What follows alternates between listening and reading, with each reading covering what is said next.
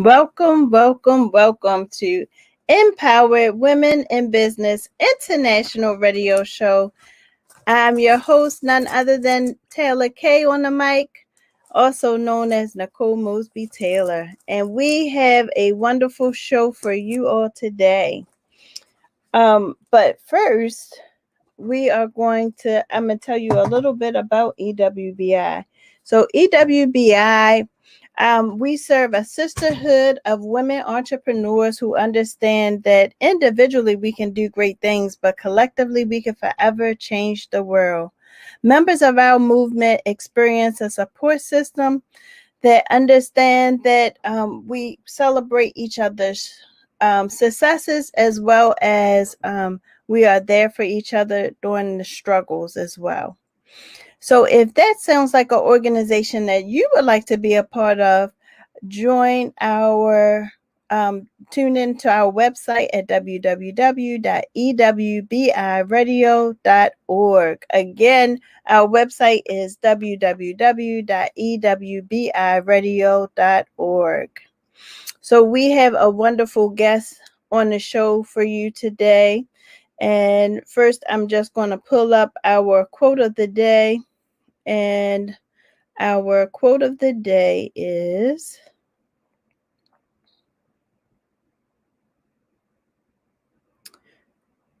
what if everything you're going through is preparing you for what you asked for? What if everything that you are going through is preparing you for what you asked for? So we're going to bring our guest. Hi, Dondra. Yes, Dondra says our sisterhood bond is like no other. Yes, I would agree. It's amazing. We're going to bring our guest on. Hey, Chap, how are you? All is well. How are you? I'm wonderful. So did you hear our quote for today? I did. What a great truth to embrace. Makes the suffering a little more tolerable if you know it's with purpose. How about that? How about that? And that's what it is. You know, if you think about it, when they are preparing to create a diamond, the diamond have to go through a lot of pressure, a whole process in order to come out shining and being beautiful. And sometimes, we have to go through some things in order to come back out on the other side and be able to shine like that diamond. So sometimes you just got to trust God. Not sometimes, all the time. You just got to trust God, hang in there, and just wait for the outcome. Just do your part, and it's coming. It's coming. It's just right around the corner. So, welcome, welcome, welcome, Chap. It is such a pleasure to have you this evening. Thank you. I'm still on that quote. I love it. Like I always remind people that our past doesn't define us, it refines us. Yes, yes, You know? yes. And one of my coworkers today said something to me. She was talking about how you always ask somebody how you doing, how you feeling, and you kind of get those like surface answers. Um, but she said if you tried somebody and went up to them and said, just dig a little deeper. So if I came to you and said, if you're writing a book about your life, what chapter are you in right now? And she said, because I'm in learning to trust in God the 36th time or the 57th time, right? Because we always trust in God, but we sometimes have to remind ourselves. That's right. That's right. Well, that before we get you to introduce yourself, since you brought up about writing a book, if you could write a book, what would the title be of that book? I guess depends on what I'm writing about. If I'm writing about me, it's I didn't get this far by being successful. Okay. I like So it. I like it. I yeah, didn't get this far by being successful. it is what it is. I climbed the wrong side of the mountain, and I'd probably do it again. But Hey, I'm still getting to the top. that's how you have a testimony, right? You wouldn't have Facts, a testimony if you didn't go through what you went through. facts. Yep. Yeah. Awesome. So, tell us a little bit about Chap. Who is Chap? I am, well, I got a lot of hats. I am a servant of God first. Man, I love God. I love what He's done in my life and what He's enlightened me to. Um, and His Son Jesus, man, he died on the cross and saved my life. So first and foremost, I think that's the most important thing I can share. If you don't get nothing else out of me, beyond that, Amen. I'm a son. I was first a son and a brother, a father, an uncle. I volunteer with Baltimore City Parks and I'm sorry, Police Department as a volunteer chaplain. I work for Baltimore City Parks and Recs as a rec leader at Moore Crossman and Joseph Lee Recs in over in Greektown. Um, I up until recently I was volunteering, serving in the juvenile justice detention centers down in Baby Booking in Hickey. I forget what it's called now. It used to be the Maryland Training School, and then it's Hickey's Boys School, and some other various juvenile spots they have around town. My clearance ran out, and then COVID complicated things, so I haven't renewed that yet. But I need to get back to that. Yeah, I mean that's pretty So much just it. a jack of all trades. Yeah, I'm a former sailor. I'm a carpenter. Landscaper. Like I've done a little bit of everything from, I tell people like I've been everything from like a pharmacy technician to a nuclear mechanical engineer on submarines to building houses and working at the rec center currently. So a little bit of everything, whatever. I kind of feel like whatever God puts in front of me, I just try to do it with excellence to the best of my ability. So, I mean, that's all I can do. Awesome, awesome, awesome. Well, we get ready to dive into all of those many hats that you wear. But first, we have some wonderful viewers who are commenting. So we're going to stop and just share their comments. So Dondra says, hello, sis. Hi, Dondra. She also says, I mentioned before, our sisterhood is an awesome bond. Yes, it is. And Nico says, have a good show. And Nicole Bennett Jones says, hello. And Christina Page says, good evening, Queen. Thank you, thank you, thank you, guys. So make sure you stay tuned. And if you have any questions for Chap, don't hesitate to just drop it in our comment section. And make sure you share this broadcast, because when I tell you this man is amazing, he is amazing. He does 1,000 things. But the two things that I would say I love about him is his love for the Lord, and how much he does for our youth in the community. Oh, he really loves our youth. And the best part is it doesn't matter what they look like, but it doesn't matter what color, religion, past, but he just loves and pours into our youth. And for that, you are to be commended. Thank you. You're welcome. He's so shy and humble. Yeah, no, and it's funny too because I kind of expected my partner Lou to be on and carry the weight of the conversation, to be honest. So, but here we are. Yes. So also say to to our Muslim family watching, Assalamu alaikum, Kaifa halaka. And it's interesting you mentioned. I'm glad you mentioned the youth. It's kind of funny. I ended up working at a rec center in Greektown. I grew up in Baltimore, Northeast Baltimore. I'm very familiar with the streets of Baltimore, from like EA North and South, Park Heights to Dutch Village. It's my home. I'm 43 years old, grew up in Baltimore. It's very much my home, even though I don't look like a lot of my brothers and sisters out there.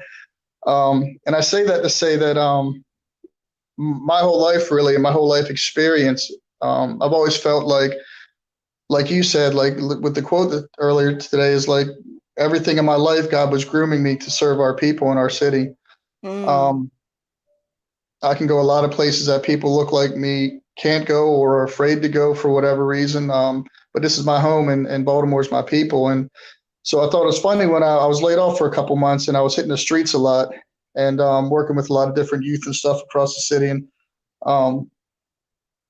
somebody caught word of it at one of the recs. I think it was on the west side, and one of the managers, area managers, Mark B, because I can't pronounce his last name, it's very Greek. But he calls me up, and we met.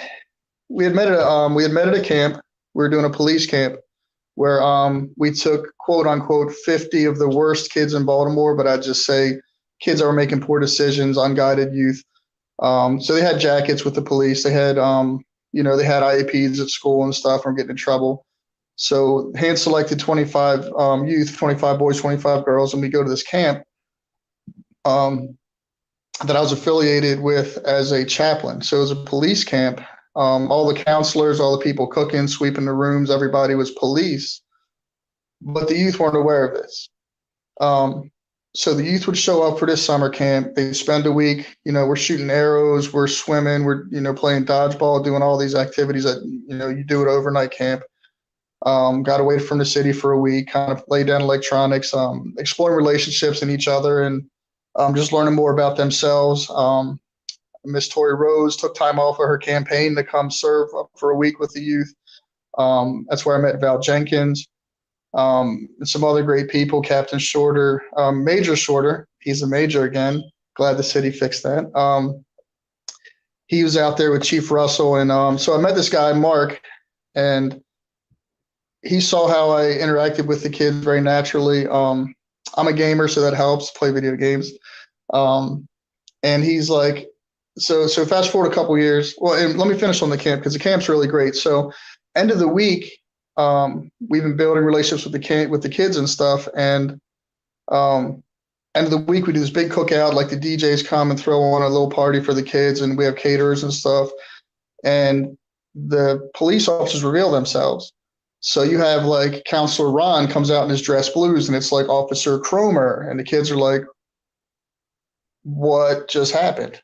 And they're rightfully so, right? You can see the betrayal on their face, but then you instantly see it wash away when they realize, but that's my homeboy. Like, this dude let me borrow his shower slides, or, this dude, whatever, silliness we got up to during the week, whatever relationships were built, they were able to see beyond the shield. Instead of putting that shield up in front of their face, they were able to see the person first. And now they had an ally in the street, and now they have an ally. There was police, school police were out there, regular police, state police, Department of Transportation police. So like the guys down on like North and Penn at the station, they would see some of these kids, and now they knew at least one officer down there, right?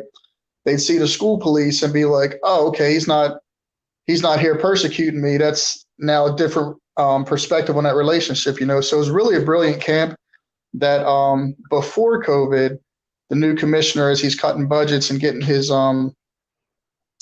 money to come in and cut budgets, it's one of the first things that was cut. So that was a little disappointing. And so one of the things we're working on with PowerFest is and working with former Chief Russell is to hopefully continue that next year.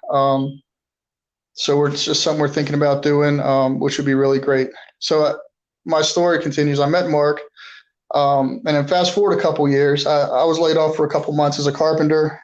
Mark calls me up and he's like, "Man, I keep hearing about you. Like, what are you doing? Because I need you to do what you're doing in my rec center." And I'm like, "I need a job." Like, perfect. So set me up. So he got me in, and it was real funny. Like, the agency just wasn't sure where to put me. So they're like, "We're going to put you in Bocheck Park." And I'm like, "Great. I know Rocky. I know Steve-O. I know some guys." They're like, "Well, we're going to put you over in Cherry Hill." And I'm like, "Cool, man. I know Kenny and Mike, and, I'm naming some guys." I'm like, "I'm good." They're like, "Well, we might move you over to Park Heights as EC Jackson." I'm like, "Great. I know TJ and Tehran. I got people everywhere because I grew up here." So everywhere they're putting me, I feel like they're intentionally putting me in these, hood neighborhoods that most people that look like me would be scared to go. They're like, "We're going to put you in Harlem Park." It's like, cool, man. I know Mama, Miss Jackie. I know Cookie. Like, I'm good. So anywhere they're trying to put me, I'm really good. I know people. It's going to be a good thing. And they end up putting me in Joseph Lee, which is attached like right outside of the Bayview campus in Greektown. So I land there, and Maura Crossman's at their John Rohrer School across the street, across Eastern Avenue. Those are rec centers I'm at right now. And it was just real funny because when I landed there in October 2019, I'm looking around like, where's all our people, right? Everyone was everyone was actually 95% Latino.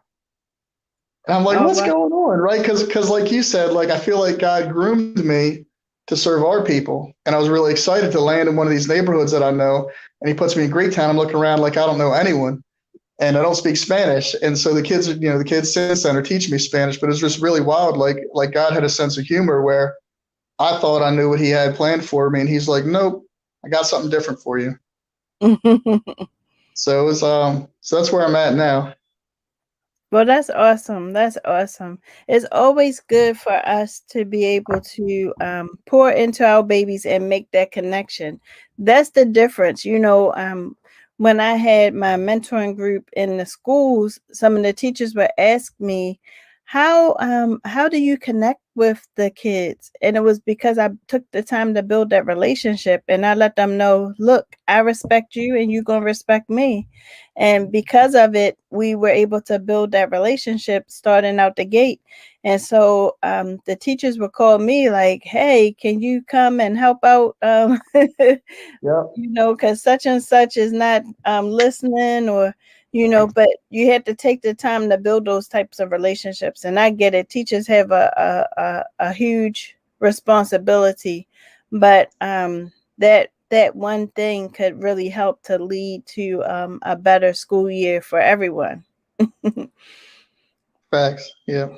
So, okay, so you talked a little bit about your involvement. Tell us a little bit more about what you do for the police department as a chaplain. So prior to COVID, one of the biggest things we were asked to do by former Chief Russell was he had this like basic idea. It was like three things: like get in the car, get out of the car, and bridge the two. Right. So the mission as a chaplain was to do ride-alongs initially, or mostly, spending time getting in the car with the officer. So back in the day when I was a kid, there was two officers in a car. Um, they always rode together, and that created a culture inside that car of brotherhood or sisterhood or whoever was driving. But there was a relationship there where if you consider like all of our first responders, police, nurses, firemen, and I'm sure I'm forgetting a few that aren't like, just right off the top of my head, but they deal with an entire shift of trauma, right? So myself, I might like deal with a trauma, I process it, move on, another trauma in my life. Their 8 hours a day, 5 days a week or more is trauma, trauma, trauma, trauma, trauma. So that's what they're getting paid to do. And I don't think people really, especially like the defunded police and certain people don't really understand, like our people are traumatized, our police, our nurses, our firemen, and so our fire people. So what happens is when back in the day when there was two people in the car, they could at least talk with each other. They could at least break down what happened on the last call, what's happened in their lives. There was someone to talk to, someone to process the trauma to a certain degree. So now you move forward. Budgets are cut. We're spread thin. We're like 1,000 cops short, even though we've been saying 500 for the past 10 years. And you got one cop in a car, and he's just going to all these traumas, and then he has no one to talk to, right? He has or she has no one to talk to. They're on their own. So the idea was to put chaplains in the car, people of faith, whether it's, whether you're a rabbi or a minister or a pastor, people that understood that there's also a spiritual need to our lives, not just physical and emotional. And so the idea is to get into the car and just spend time building a relationship with the officer, whether you get out of the car when he's on a call or not, or you just sit and wait for him to come back, but building that relationship with him to allow him to process if he or she chooses to. And I say him because I mostly ride with the males. I'm married, so I try to stay in the car with the males when it was available. So before COVID, we're doing ride-alongs, and the police officers eventually would engage in conversation and be able to a degree, kind of decompress, process the trauma from a call, or process some trauma in their life that they just don't talk about. Especially being people of faith will open up a little more. What that does is if you're diffusing an officer in the car before he goes to his next call, then there's a less chance of that next call him escalating something beyond what it should be. So you're less likely, if there's a pastor in the car you're less likely to have a Freddie Gray situation. You're less likely to have a George Floyd situation. Even if we're just in the car and there's no relationship built, there's like an accountability, right? So initially, I think the idea was to passively prevent these things through us being in the car and present. Now, fast forward, the next step of that is when we're out on the calls was to get out of the car. So it's real funny. I've been married 3 times, and every time I go on calls, God knows what he's doing. He always sends us to like domestic violence, and I'm like, hey, I understand this. I've processed this. I've survived this. I've been arrested for this. Like, I get it. So me not being a paid employee of the city or the police, I can also say what I want, right? I can say whatever I want. And so where the police are kind of tied to a specific rhetoric that they can and can't say, which doesn't always diffuse a situation, I can get out the car and I can actually talk to people. And I can like say, hey, bro, like just walk away from this situation. All right, the police are here for a reason, to keep everyone safe. I can maybe talk the aggressor into walking away for a minute, or share that I've experienced this with the victim. I've experienced it as a victim. I've experienced it as the aggressor. I've been on both sides. So depending on the situation, I can articulate my experience to help diffuse a situation before the cops have to get involved, right? And again, the cops can only say certain things. And I remember one call, so I'll give you a funny story. One morning, we did roll call, and there was an officer that was having a hard time. The lieutenant knew about it, going through some stuff, personal stuff. And so she's like, hey, Chaplain Lovelace riding with you today. And he cussed. He's like, but he's like, heck no, I ain't doing no ride alongs today, Lieutenant. And I was like, you know what? That's cool, LT. I said, I got you next time, bro. I said, I got you next time. We're going to ride. So I let him off the hook. I'm like, you know what? That's cool, man. Go ahead. So I rode with this other officer, and we got called to a domestic, right? And so we pull up, and we're in Hamilton, and this other officer that didn't want me riding with him, he shows up as backup, right? And I'm like, hey, how you doing, man? So we get in there, and the husband's trying to leave with the car and this and that and whatever's going on. I don't remember the details, but I do remember sharing so passionately that I was sharing my stuff with a couple that was having an argument, because the cops didn't know what to do. They're not babysitters, they're not therapists, they're police officers, right? But I shared my experience. I'm crying, the wife is crying, the husband's crying, the cops are trying not to cry because they're tough guys, right? And we got outside, and the officer that didn't want me to ride along with him, he says, man, he pointed out to me, he's like, you really diffused that. He's like, it's amazing. Like, you really handled that. Like, you said things that we can't say in uniform. And I was like, I can say what I want. I'm a volunteer. Like, what, are you going to fire me? And we did de-escalate the situation, like, very profoundly. And the guy looked at me. He's like, he's trying, and he's cussing, trying to cuss through the tears so he don't cry, right? And he's like, man, you said some real stuff, blah, blah, blah. And you said some stuff we couldn't say. And he said, you can ride with me anytime. And I'm looking at him like, I know, I know that. But it was really cool. It was really cool testimony. So pre-COVID though, the idea was for us to get in the car, engage the police, help them de-escalate before they get to a point where, something else, like when they're taking it out on a citizen, it might not have anything to do with anything. It might just be all this pent up trauma that they don't process. So the initial idea is that, it's like, it's almost like ACEs with flight and fright. I think because they experience it so much, then they lose their sensitivity with how they react to it. And it's not necessarily that they're a bad person, or well, of course, you're always going to have some bad apples, but it's not that they're a bad, all of them are a bad apple. It's just that they lose their sensitivity because they're so used to doing it. It just becomes that, same normalcy, which shouldn't be a normalcy, which makes them lose their sensitivity and how to handle the situation sometimes. I agree, but I do want to comment that there are some bad ones out there, and I rode along with them, and they don't even know that they're bad, right? Because they're justified in what they do. But I've also experienced that, where I've experienced officers escalating stuff against our youth that I know and I've served in the juvenile detention centers, and they're they tell me about this one or that one, gives them a hard time, and I take it with a grain of salt because you sitting in jail mad. So I've been on the street riding with an officer that the kids told me about, and we engaged the kids, and I saw how he engaged the kids, and I was like, "You're doing this with a chaplain in the car. What do you do when I'm not here?" Because it's really absurd. So. I'm not going to defend it 100%.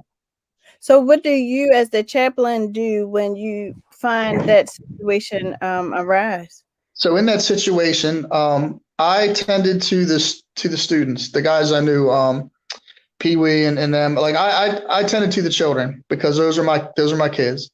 Those are my sons. And so when I saw it happening and they're getting excited and kind of out of control, and I said, "Look, man, the cameras are on.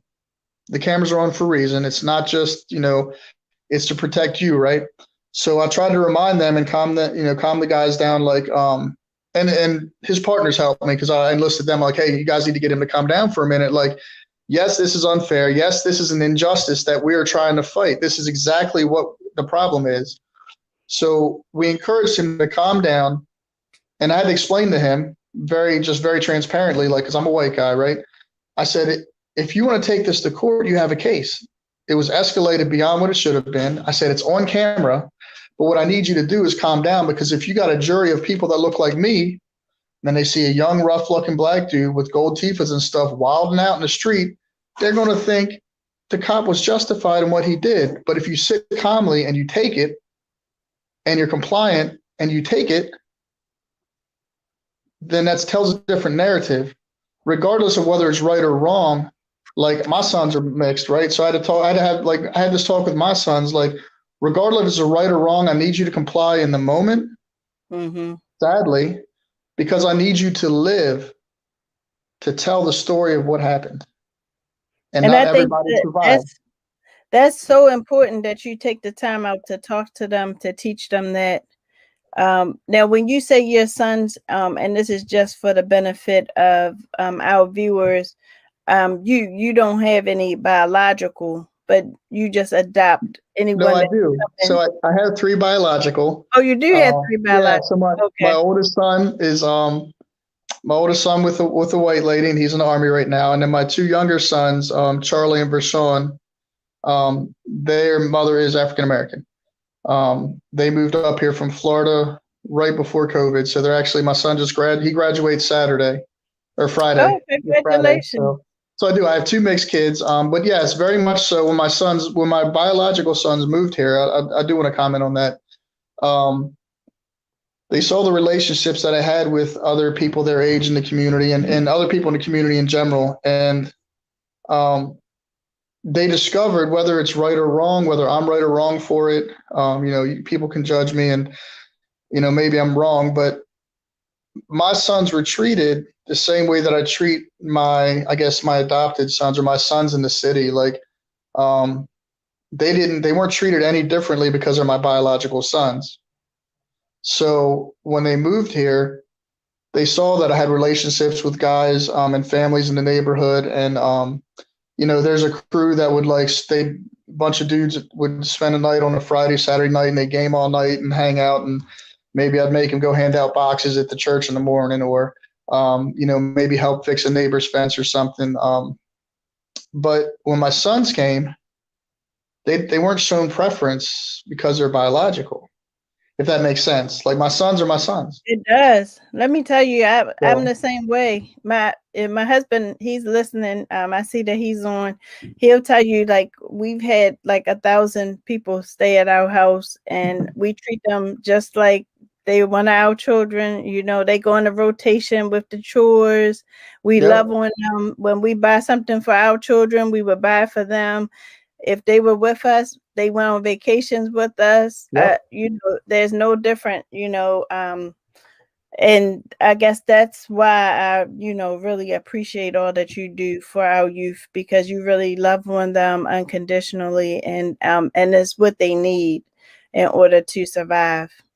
But we're going to keep it locked right here on Empowered Women in Business International Radio. We're going to just take a quick break. Empowered Women in Business International. We serve a sisterhood of women entrepreneurs and professionals who understand that individually we could do great things, but collectively we can forever change the world.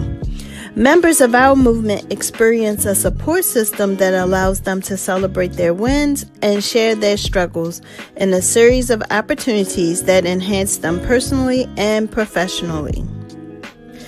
If that sounds like an organization that you would like to be a part of, visit our website at www.ewbiradio.org. Are you a small business or even a person that's just thinking about starting a business? Well, this organization is right for you. We offer micro grants and we even highlight our members on our radio show, EWBI Radio, which airs on Elevate Your Life Talk Radio every Tuesday at 7 p.m. Tune in. Welcome back. So we have a couple of flyers that we're going to post up. So the first one is Women Helping Women, Lamb Legacy Charity Drive. For more information, you want to see Nicole Jones. This is a collaboration with Missionary Jackson.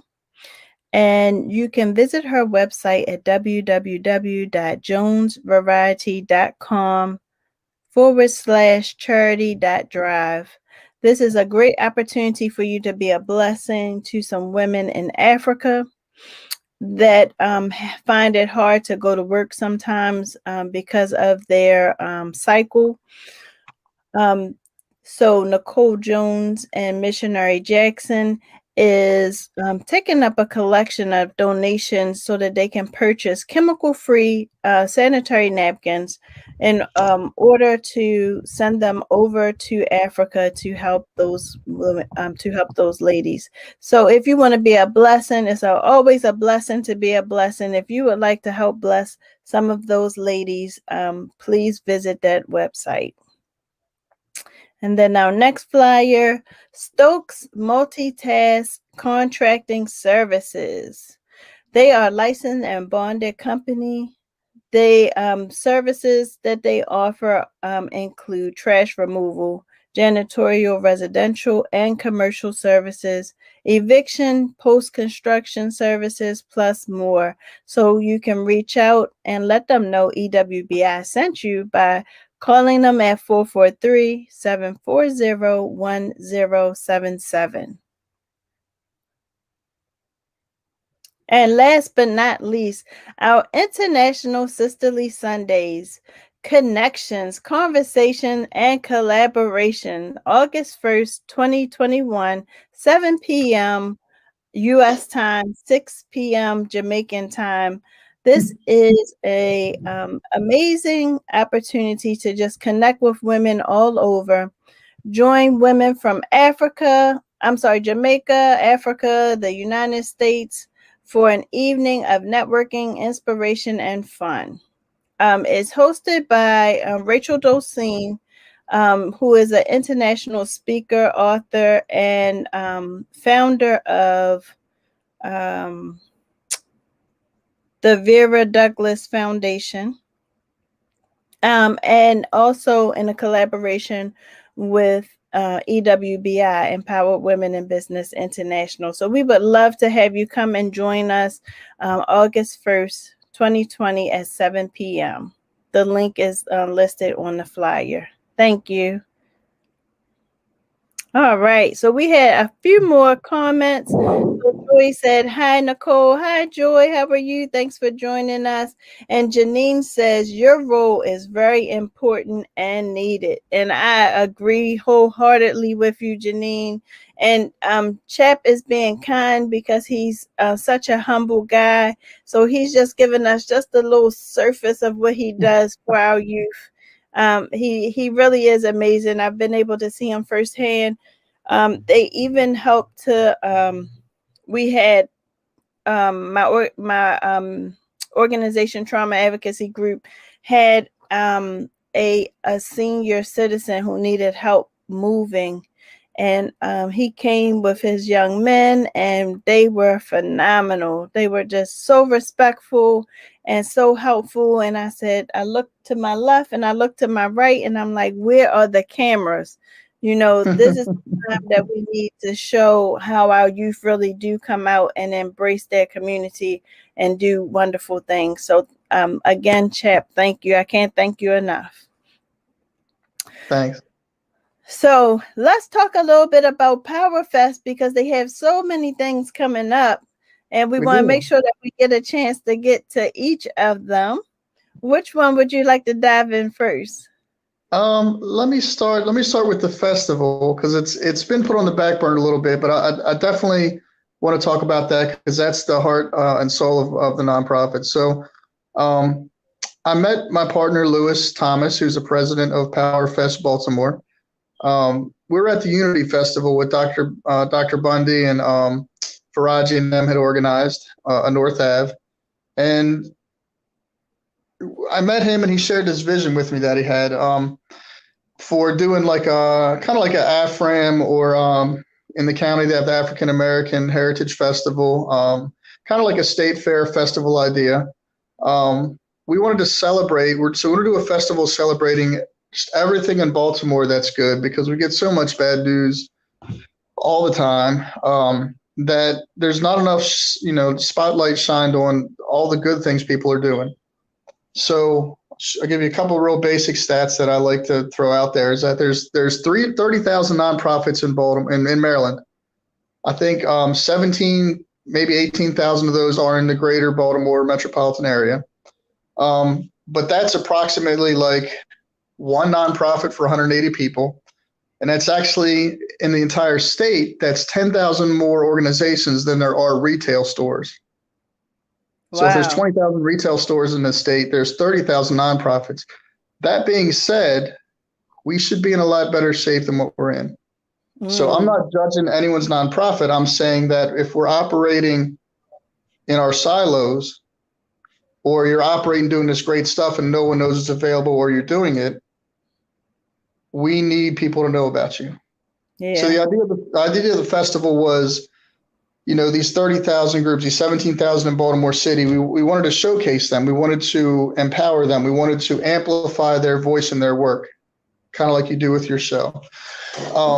We wanted to put them on blast, right? So the idea was, before COVID hit, the idea was to throw this big festival, line up national artists. We're going to do we do a talent show building up to it. So we find all the great local talent that's hidden in Baltimore. It could be the janitor at the rec center, might be the next Stevie Wonder. He just hasn't had the right timing opportunity, right?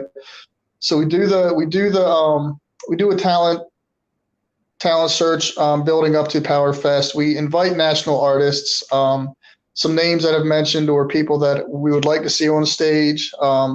Lewis isn't here to tell me if I can or can't say it. So like for me, my dream guy is Cam. Like Cam is my man crush. I love Cam.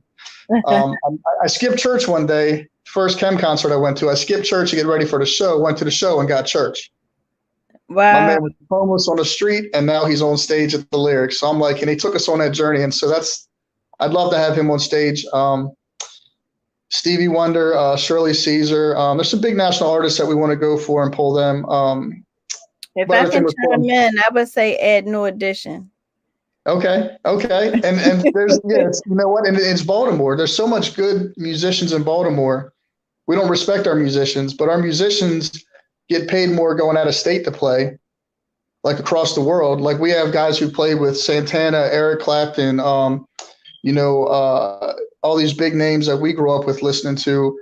The guys on stage with them are all from Baltimore, but people don't even know it. Right. But I say this. So the idea with the festival was to have a national artist on stage with our local artists, just encouraging local artists, right? Doing a car show, doing a stunt show with our 12 o'clock boys, engaging them to be celebrated for their talent, not criminalized for it. doing a basketball three-pointer contest, doing what else do we have? The food truck Food row, like trucks. hundreds of food trucks because I love food, man. But all these different things to draw people out to the festival. There's a little something for everybody. The fashion show, celebrating the queens of from the Empowering Queens program. There's just a little bit of something for everybody intentionally to get people out to the festival. And then strategically, when they come to the festival to get to your venue that you came to enjoy, we would navigate you through a resource village. So, for instance, I think Land Home Financial at the time, I think they changed their program, but at the time they had a program where they gave a $20,000 grant for closing costs. Depending where you buy a home in Baltimore, that almost pays for the house, right? But no one knew that existed, right? But no one knew that was a program. So if you came to our festival at that time and you walk past them, you'd be like, holy cow, I'm buying a house. I need that. So the idea was just to connect people. Like one of the reasons we came up with that, I'll give you an example. Tori Rose had organized a health fair at the health clinic on North and Penn, and we were all networking. We had all these great resources for people, but the people that needed them was across the street getting high or across the street working, right? Mm-hmm. So all these resources we had, including STD testing, condoms and clean needles and things like this, we weren't connecting with the people that actually needed it. And that happens a lot, right? We have all these resources where we can't connect enough to the people that need it. So there was kind of like a light bulb, like how do we bring people? And so the idea of the festival is to bring people out, connect them with the resources available so that everyone can have a better quality of life in Baltimore. To the point where and the one last thing I comment about it, and it's kind of on the back burner until we see how COVID unfolds. And I wish Lou was here because he has a date in mind that I don't have at the tip of my tongue. But one of the really cool ideas was that there's a group called Organization of Hope. It's either Operation or Organization. I think it's Organization of Hope. They have this mobile trailer with showers, and it's accompanied by a mobile trailer with laundry machines and an intake trailer. And so they can drop these trucks anywhere in the city, and a community can come get showers for free. While they're in the shower, they can get their clothes debugged. They have a debug machine for like lice and things like that. And after that, they wash the clothes. And you can either take your clothes back or you can get new clothes. And if you are interested in recovery programs or housing and things like that, you can also go into the intake trailer and find out about more programs in Baltimore, right? How to get a better quality of life if you so choose, right? But it's not mandatory. That's amazing. And so this group was going to coordinate with us to have those trailers out in front of the entrance 3 hours before the event opened, so that some of the mobile community or transit community could also enjoy the festival with dignity. So They get there early before everybody's coming in. You can get there early, get a shower, get a haircut. We had barbers lined up, and we will when it goes on. You can get a shower, they can get new clothes or get their clothes cleaned, and then they can get a haircut and then go into the festival. You know what I mean? And they'll feel and look different than they did that morning, and maybe enjoy the festival with everyone else with a little bit more dignity, if that makes sense. Right. Because that's what we do out here, right? We deliver love, hope, and dignity. That's awesome. So the date, I believe, is September 25th. I believe that was the date. And it sounds like an amazing thing. It reminds me of our motto. EWBI's motto is adapted from a quote adapted from Nick Mosby, but it's individually we can do great things, but collectively we can forever change the world. So you have all these great organizations, and like you said, everybody doesn't necessarily know about them, but you put them all together to bring that awareness, and then you have this powerful event going on. So that's amazing. Yeah, so that was the original Heart and Soul Power Fest. COVID happened, which was a blessing because we had started building these relationships with all these nonprofits. When COVID happened, people had very unique needs arise. And as Mm-hmm. they reached out to us, we now had more partnerships and more relationships with resources because we were trying to build, build the festival. So I Right. can send, so if somebody suffered a trauma, I could send them to trauma advocacy group. If someone like a nonprofit had some IT needs, I could send them to Hack Baltimore. If there's a food need, I'd call Coach Duncan or call Miss Ann Rosenthal with the city schools. Different people, because of the relationships we built, we're able to pour those relationships back into the community, which is Right. really cool because when we do the festival, it won't be as transactional, like, hey, you're a nonprofit, come on in. It's going to be like, I worked with you for the past 2 years. It's a more genuine, deeper relationship than just inviting nonprofits. Now I'm inviting my brothers and sisters out here who are serving with us, and we know them. And it's just going to be a more of like a family cookout vibe, I think, once we get to that point. So I'm excited for that. I am Um, too, definitely. So so, with our time, we probably want to touch on the other some of the other events because we're running out of okay. time. I know the hour So went kind of fast. I'll I'll save the best for last. I'll do briefly on the PowerFest Motorsports because that could be another show with Lou because there's so much content with that. The short version is we have a motorsports team that intentionally serves the dirt bike community, 12 o'clock community, in a capacity that they want to be served. A lot of guys out there, they're thrill seekers. They want to run and gun. We provide a safe space to do that, again, where they're not criminalized, but they're celebrated for it and they can cut loose and just, cut loose on the throttle and ride. Um, there is value in other programs, but other programs aren't for everybody. So for someone who is not interested in the programs available, we can offer a space where we take them down to a track at BWI. It's called United Karting Center.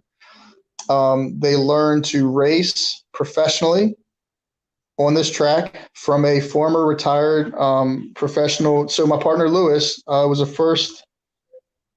I think I can safely say this. He was the first black guy in Daytona racing motorcycles professionally, Oh wow. and he did it as a privateer. So he did it empowered by his own money, not with any sponsors from Coke or Walmart or Home Depot. He took his own money. He raced professionally, and now he's back in Baltimore to provide that path for people who are interested in racing. And even if you're not, if you're interested in anything, regarding dirt bikes, this is the program. They can come out, they can learn to ride, they can work on the bikes. There's a bunch of different stuff we can do surrounding it. Some guys might want to, tape the guys riding motorcycles and edit some film and make some videos. That's part of the process, right? Some guys might just want to turn wrenches. That's part of the process. So everybody has an opportunity to get involved how they want to get involved. But the idea is to create a safe space for the entire community to evolve and be celebrated. Um, they learn a lot of stuff, but I'll save it for another show. I think Lewis can really just unpack that passionately. I'm more of a community guy. So the other vision we had for PowerFest, the camp, the festival, the police camp, we want to revive the PowerFest Motorsports. And we have originally started off as an idea to do a cotillion, and it evolved into empowering queens. And so I think you can authoritatively speak on that if you want to take the time to do that. Sure. So you taking over my job today, huh? So Empowering Queens is a collaboration of other organizations that have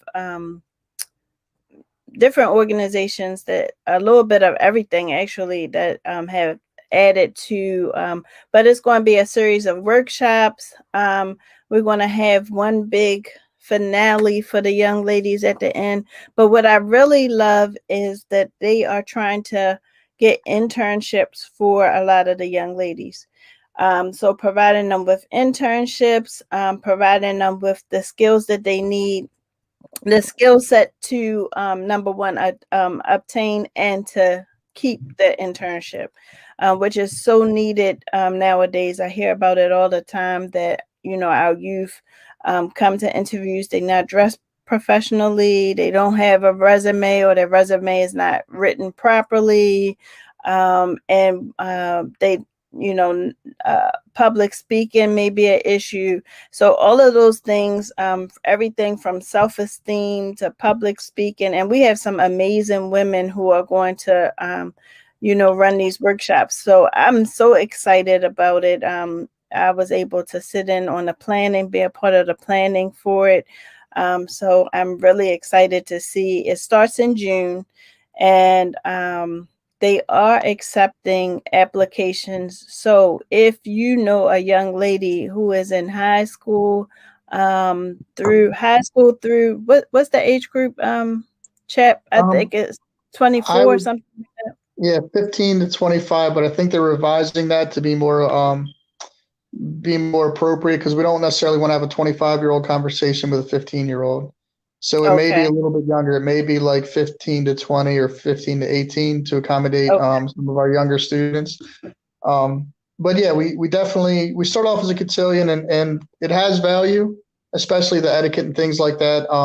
But we Mhm. evolved it for our youth today, for our young entrepreneurs, right? We want them to understand social media etiquette. We want them to understand dress etiquette. We want them to understand like public speaking, yes, but how to talk and dress for an interview.